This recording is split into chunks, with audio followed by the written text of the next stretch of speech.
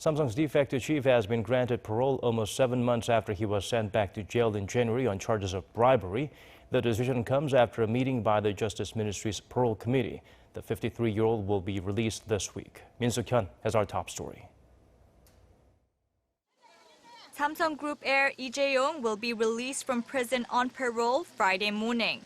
He's been given parole on the occasion of Liberation Day, August 15th, when pardons and paroles have often been granted.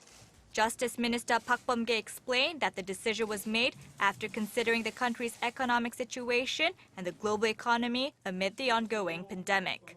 Samsung's de facto leader was eligible for review after the Justice Ministry last month eased parole eligibility guidelines for first-time offenders with good behavior to 60% of jail terms served. Monday's decision, however, will not immediately allow Lee Jae-yong to return to office unless granted a special exemption from the Justice Ministry. Since this is a parole and not a pardon, he will be barred from running Samsung for the time being. This is because he's still subject to a 5-year employment restriction, which was imposed by the Justice Ministry this year after he was found guilty in a retrial in January. During the retrial, Lee Jae-yong was sentenced to 2.5 years in prison for bribing former President Park Geun-hye to help his succession as the head of Samsung Group.